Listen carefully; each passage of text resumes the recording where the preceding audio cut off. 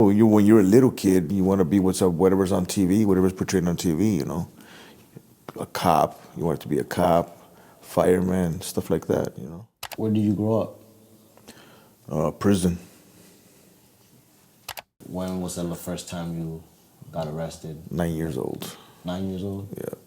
Or was... I was stealing bikes. And we took the kids from the neighborhood. We took what the other guys were doing, which were stealing cars, taking them to the shop, changing parts and changing VIN numbers. What's your name? Manuel Alarcon. How old are you? 50. Where did you grow up? Prison. Where were you born? Mexico. And what age did you come here? Well, pretty much all my life. We immigrated to El Paso, Texas when I was a baby. I was born in Mexico by accident. My parents went to go see my grandmother, and my mother was pregnant at the time, and she went into labor early, and ended up being born in Mexico. And then you just went straight to Texas? Yep. How long were you in Texas? Till I was 13. Back and forth. When I was 13, I left home. On your own since then? Yep. Left Texas when you were on your own? Or you I left. I traveled everywhere. I went wherever I could hustle, wherever I could make some money, wherever they sent me. So for the most part, like your adolescent years, you grew up in Texas? Well, all the way up, like I said, all the way up to 13. But I went back and forth. I went back to Texas, but left again. And what was that like, the back and forth transition? Well, it was just, I'm adaptable anywhere, so I adapted. That's why wherever I go, I just assimilate it, just part of me, I guess. How many siblings do you have? Two younger brothers, the twins.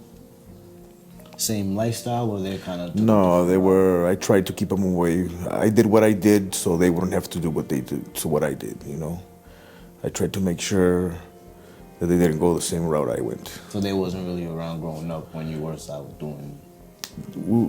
They're only a year younger than me, so we were together till that time, but we always stayed in contact, What was a regular day at home for you, or a regular day for you?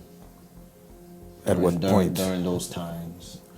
Well, it depends what point. When I was a kid, I was a kid. So you grew up in prison? Yeah, pretty much. When was the first time you got arrested? 9 years old. 9 years old? Yeah. Or was... I was stealing bikes. And we took the kids from the neighborhood. We took what the other guys were doing, which were stealing cars, taking them to the shop, changing parts and changing VIN numbers and getting them legalized. So we did that with bikes. We took a page from their book, but we stole bikes. Anything that was worth something. Charges down. Yeah. No, because we were too little to steal bikes. We couldn't reach the pedals, so the cars. So, but we grew into that afterwards. That was the thing. We had like a little. It was like a shed we used to take the bikes to, but we only stole good bikes. At that time, there were good bikes, Diamondbacks. BMX bikes? No BMXs. Like mountain, those expensive jumps? Those weren't around at that time. There was mostly freestyle bikes, like GTs, Harrows, Diamondbacks, and stuff like that. Those we did the tricks on. So we used to take those, interchange the parts, and resell them. We made good money from doing that. Then once I got to about 11, 12, where I could reach the gas pedals and I knew how to pop the collars or use a dent puller, started stealing cars. What was your friend group like? Guys from the neighborhood, mostly. Gang affiliated, or just like gangs? Yeah, well, the neighborhood was a gang. The neighborhood, everywhere where I'm from, every street is a gang. So, yeah. Want to tell me about your family growing up? My father worked a lot, never really saw him. My mother was sick a lot, you know. So she was always sick, so she was always in the hospital. No grandparents. Yeah, I got my grandparents in Mexico. I saw them every summer or whenever. I ended up going over there on my own. My grandparents in the States, I don't know, they were my grandparents, but we really didn't saw them often. I saw them more than my other grandparents, but I never felt like a connection to them. You know, they were just different people, you know. And you said the first time you got arrested was 9 years old. Yep. How long was that bid that you did? Wow, they sent me to Juvenile for 3 months for that one until my parents went and picked me up. They finally let them take me home. Then after that one, I got arrested again. How far? Same age? No, I got arrested. No, I was on probation after that. They had me on probation. So I went back to school. I did everything I had to do. Then I got arrested again when I was 12 for burglaries. We're breaking into the schools. That's when they started implementing the computers in the schools. So we started stealing those. And when somebody got caught and told on everybody. Did you go to school? Yeah, I went to school. What grade? I went up to high school. Then I did the elementary, graduated that, went to junior high school, graduated that, went to high school. But everywhere I went was a different high school. Like I said, every time I went to a juvenile facility, they ended up sending you to a group home. From that group home, we went to that high school that I was assigned to. The last high school I went to was in Texas, was in El Paso, but I dropped out. And then a week later I went and got my GED. I was already like 16 at the time. So. You're like constantly getting suspended in school and fighting? Yeah, a lot of alternative schools. You know. What was your favorite thing to do growing up after school or even as the weekends? Or weekdays? Well, my favorite thing to do back then was making money. That's all I thought about because I had bills to pay. You have any kids? No kids. When you were a kid, what do you want to be when you grow up? Or if you had a... Well, first, when you're a little kid, you want to be whatever's on TV, whatever's portrayed on TV, you know. A cop, you want to be a cop, fireman, stuff like that, you know. You watch a lot of TV? No, when I was a kid, I did, but that's when I was a kid.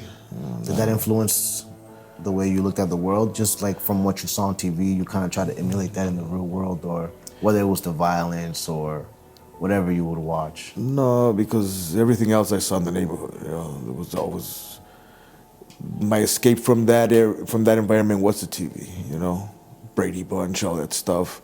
That's what I thought life was out of the hood was like, you know. That's what I looked at, and it wasn't.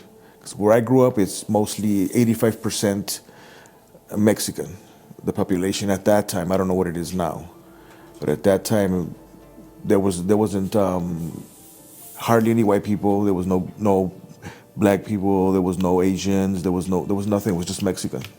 Then little by little, you started seeing. But everybody, more diversity. Yeah, but everybody acted Mexican. That was the thing. Everybody assimilated that culture. So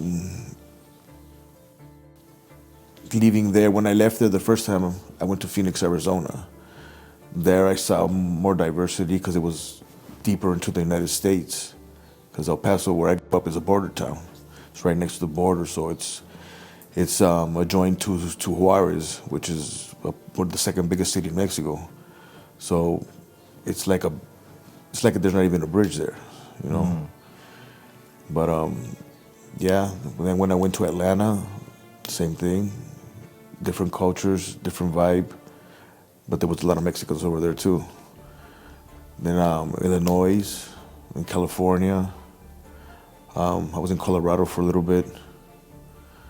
And the last place I lived before I came up here was San Antonio, Texas, where I was trying to finally change my life. Where I was 17 and had a good job there. real good job. What were you doing?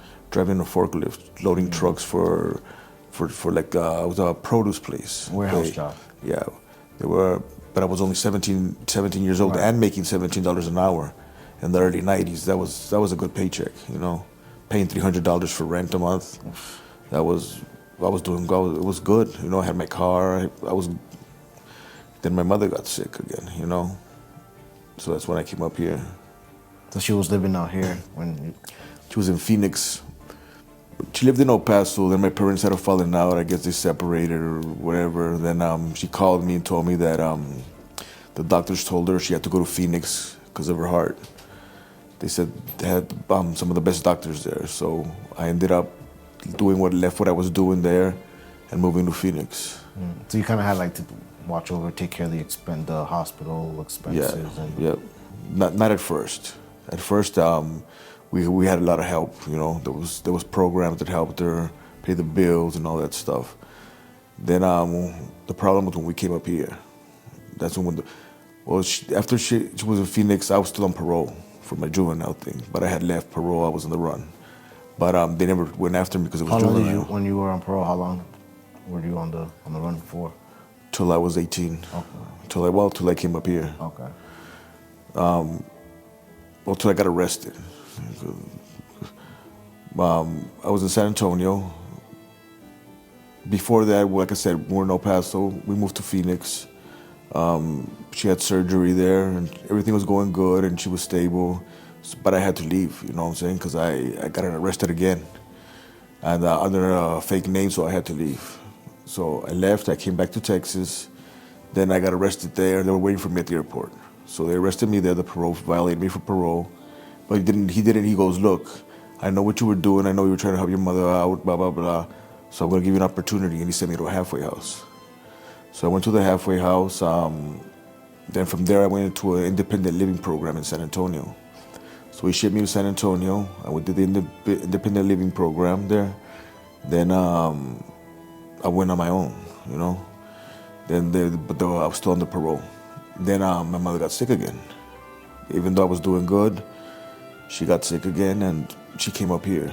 But I had an uncle that was up here, so she went with him. But she said she needed me up here, and can't say no, you know. It's my mother. So where were your brothers during all this? they were still in school. They were Okay. still in El Paso. Yeah, they were living with my father. Yeah. Then I came up here.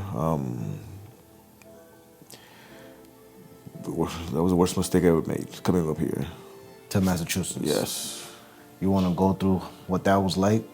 Well, first it was culture shock, big time, because it's... Not a lot of Mexicans. It was Well, there a was whole... no Mexicans at that time, Okay. none. You know, it was just me and my mother and my uncle. What year was this? 1992, the end of 92, like August, somewhere around that area. Yeah, the cold, everything was just different. I wasn't used to the cold weather. Everything, you know. I've never seen a Puerto Rican before. So it was just stimulating with everything, you know, and the way they talk over here is a lot different. Everything's a lot different. So there's you just had to adjust to a whole new... Everything, you know. And at that time, I had to make money, you know. So I had to get to know people. But I was real naive about thinking how things are where I'm from are everywhere. That's what I thought. Because everywhere I went, there was a big population. When you know, you can identify with people who've been through the same thing, you know? Right. You always know. You just know. You click get that and feeling, yeah. And when I came up here, it was I got that feeling, but then I got another feeling. Like, these guys talk like they're hood, but they're not. I know I can tell, you can tell. You know what I'm saying? You can just, like, let me give you an example. There was this kid, they call him Crybaby. He used to talk a good game. He was one of the first guys I met when I came down here. When I came up here, I came up here with some, you know. And then he had seen me smoking. At the time I was smoking. He seen me smoking. He asked me if I had anything to sell. And I said, well, what do you want? He goes, let me get a dime bag. So where I'm from, a dime bag, it's a dime bag. It's that much of a baggie. And when I gave him the baggie, he took out a little bit and then he gave me the baggie bag. And I'm like, what are you doing? He's like, taking out a dime. I'm like, that is the dime. He's like, nah, man, this is the dime here. You know, I'm like. So how much you give him in the dime that you thought was? That was about 10 joints. You could roll 10 joints Oh. out of it. Joints, not pinners. Because over here they roll pinners. And they call it a joint. No, it was a dime bag was about that much in a baggie. Okay. So a lot of buds. And he showed me that. I'm like, all right. So I gave him a quarter ounce. And I said, sell that for me. You keep half, you know. He said, all right. So, but like I said, he talked a good game. He was living on top of us at the time. And then he took me to where he grew up, to his mother's house one day. This was a couple of months afterwards. And his parents are professionals, you know what I'm saying? He didn't grow up needing anything, you know? He was living the life he wanted to live because he wanted to, not because he had to, Right. you know? And when I seen that, I'm like, okay, now I gotta watch how I interact with people, and as they kept going, that's what I kept seeing. I kept So seeing a lot. that first interaction kind of killed the Yeah. naiveness for you, and now Yeah. like, all right, now I kind of know what to take heed to Yeah. as far as.